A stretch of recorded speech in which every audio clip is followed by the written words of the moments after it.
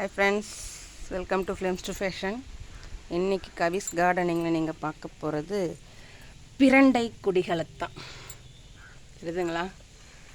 இந்த பிரண்டை நான் வச்சு அதை ஒரு ஒழுங்குபடுத்தலான்னு கயிறு கட்டி விட்டாக்க, நீ என்ன என்னை கயிறு கட்டி விடுறது, நான் என் விருப்பத்துக்கு தான் போவேன் அப்படின்னு அது எப்படி போய் படர்ந்து கிடக்குது பாருங்கள். எது வரைக்கும் போய் படருது பாருங்கள்.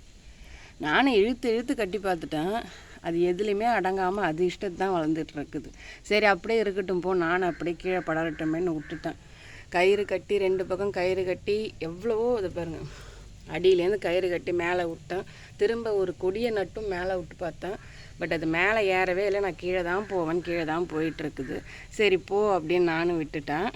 இது எங்கள் கொல்லிலேருந்து இந்த பிரண்டை செடி ஒரு சின்ன துணுக்காக ஒரு சின்னது இந்த மாதிரியான வேரில் தான் கொண்டாந்து இந்த பிரண்டை செடியை வச்சேன் நான். பாருங்கள், அந்த கணு வேர் வருது இல்லைங்களா, எங்கள் முந்திரி கொல்லையில் இந்த வேரோடு எடுத்தாந்து கொண்டாந்து அந்த பிரண்டை செடியை வச்சேன்.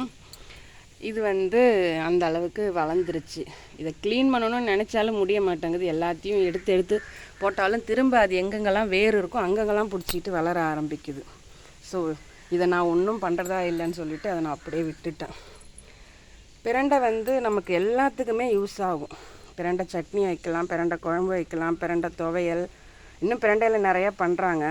நான் குழம்பும் சட்னியும் நான் அரைப்பேன். பட் இது அதிகமாக சமைக்கிறதுக்கு காரணம் என்ன அப்படின்னாக்கா, இதில் ப்ராசஸ் அதிகம். இதை ஒடித்து அந்த நாரை எடுத்துட்டு உள்ளே இருக்கிற தண்டை நல்லெண்ணெயில் வதக்கி அதை அரைச்சி அப்புறம் தான் யூஸ் பண்ணணும் அதை. அதனால் இது சாதாரணமாக குழம்பு வைக்கிறத விட, சாதாரணமாக சமைக்கிறத விட கொஞ்சம் வேலை அதிகம்.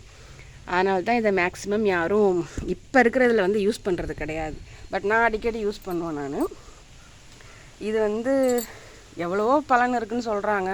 பசி அதிகரிக்கும், வயிற்றில் அல்சர் இருந்தால் குறைக்கும், நம்ம செரித்தலுக்கு யூஸ் ஆகும், மூட்டு வலி கேட்கும், அப்புறம் எலும்புகளை பலப்படுத்தும். அது மாதிரி இன்னும் நிறைய பெனிஃபிட்ஸ் இதில் இருக்குது. எனக்கு தெரிஞ்சது இவ்வளோ தான், அதை மட்டும்தான் நான் சொல்லியிருக்கிறேன்.